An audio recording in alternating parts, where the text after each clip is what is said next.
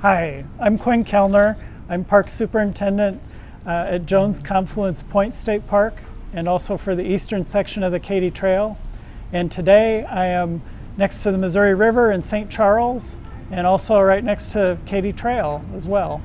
And we're going to be reading Chapter 1, Growing Up with the River. 1806, La Charrette. The boy liked this time of year. The bugs and heat of summer were gone, and the acorns began to fall from the trees and cover the ground. He sometimes collected them in small piles and saved the biggest ones. He was serious about foraging for the best and biggest acorns, but his sister was only 5, and she still made a game of it. She tried to catch them as they fell, scampering from one oak tree to another. He placed a hand on each shoulder and stared straight at her. "Are you a girl or a red-tailed squirrel? You fell out of a nest of red-tailed squirrels and you're looking for your supper, acorns." "No, I'm your real sister. I don't eat acorns." The boy regarded his barefoot sister in her ragged dress. "No, ma'am, you're plainly a squirrel in girl's clothing." He also liked to tease her about things he could remember, but she was too little to recall. He asked her about the biggest boat imaginable that had stopped by their village 2 years ago. How many men were in it? What color was their dog? He knew she didn't even remember that they had a dog, but their visit 2 years ago in May was as clear to him as the leaves that were starting to turn autumn yellow in front of his eyes. This time of year was better than the spring because it was so wet early in the year. In the spring, the river was high and hard to paddle as it was tangled with limbs and branches and whole trees bumping downriver. Now and again, a drowned buffalo floated by their encampment. Some villagers said they'd seen live buffalo near their camp, but he'd never seen one, so he knew these animals had come from far away. In the spring, the river sometimes came into their small village, causing them to move, with their pigs and cows, to higher ground. This time of year, when the acorns fell, was better. His parents told him they'd been here for 3 winters, coming from a place to the east on the river called St. Charles. He remembered the trip because they had come in the autumn when the river was low. The boy's family packed their tools and cooking supplies and traveled upriver to this wide river bottom. West of their settlement, there were no Frenchmen, Spaniards, or Americans of European descent. In this small camp, they joined other French families and proceeded to clear some ground and to build a small log shelter. Hunting was good here, and the men killed large numbers of deer and bear. His father said they would move upriver when the deer and bear were killed and find another place to hunt. But for now, hunting was good. From time to time, Osage, Fox, and Sauk came to La Charrette, as they called their small cluster of houses and sheds. With their arms full of beaver pelts and skins, the Indians traded with people in the village. Furs and pelts for trinkets and other goods that came from the east. Sometimes an Osage child came to the village and joined in games with the boy and his sister. One Shawnee, Indian Phillips, often came to the village and delighted in scaring the children. All of the children were afraid of him because he scowled at them and told frightening stories.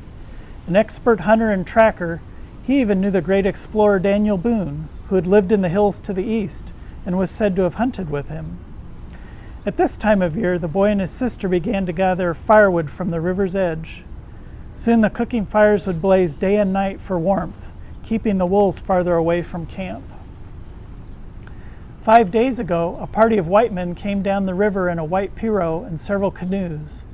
As they approached La Charrette, the rivermen raised their guns, cheered, and fired a 3-round salute to announce their arrival. The trading boats that were moored at the boy's riverbank answered with 3 rounds. He heard his mother and father talking with excitement about the arrival of the visitors. These were the same travelers who had passed the village 2 years earlier on their way upriver. "Is it really them, Maman?" "Oui, it's a miracle, but it's them." One of their party spoke to his parents in their language, French. Since the voyagers had not been seen in 2 years, everyone thought they were dead. The visitors were most definitely alive, but they had no provisions and no goods to trade. Their hunger was strong, and they'd been surviving only on wild plums and pawpaws along the river's edge in recent days. The leader of the group was named Louis, and he came into the village with his dog, the blackest and biggest dog they'd ever seen. more like a small bear. Many times since he was little, the boy thought he had dreamed the boat that was big enough to carry a crew and an enormous dog upriver. It was no dream. They had returned. His sister ran off to find some scraps of food for the bear dog, Seaman, but the boy walked alongside Lewis and his group, wishing that the dog could share his own adventures on the Missouri. With the many visitors, the boy and his sister knew they would never forget this date, September 20th, 1806. That night, there was un grand fête, a big celebration in the village. The woodlands near La Charrette were prime hunting grounds, and the guests were delighted to see roasts of deer and turkey. Since it was just past summer's end, the gardens still had their bounty to share with plates of corn, beans, and squash that made their rounds to the table. Loaves of persimmon bread were baked on a low fire. The boy heard the visitors talk about the water, an ocean they had seen at the end of their voyage. It was so wide that they could not see the land on the other side.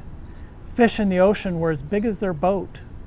The boy thought one day he might see that far water, the ocean the explorers had seen. He listened to their stories about herds of thousands of buffalo, herds so vast that it took hours for them to pass by the explorers' camp. The boy wondered if they'd seen the same buffalo he saw floating in the river that spring. The adventurers told of hills so tall they were still covered with snow in the summer. They had seen enormous bears, as big as bulls, and they had traded with many different Indian tribes. But mostly tonight, the men wanted to eat.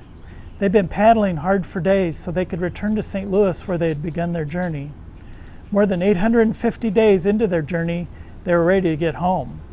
In their rush to return, the men hadn't stopped to hunt in days. Lewis and his men thanked the villagers many times for the feast in their honor. The boy also heard the visitors talk with his parents about La Charrette being part of the United States now. The explorers were on their big adventure because America was growing. The boy had heard his father and the other villagers talking about the changes they thought would be coming from the Louisiana Purchase, but on this night, it seemed like those concerns were forgotten. After the visitors left the next morning, his father said it was exciting to have such a party and to hear stories of land and waters far away. But his father warned, there will come a day when there will be problems from this trip, when others will want this land for themselves. He said that the explorations of these men would change the way the boy lived, and who lived in his village and other places on the river. Still, the boy decided that the visit by Lewis, his dog, Clark, and his crew was magical.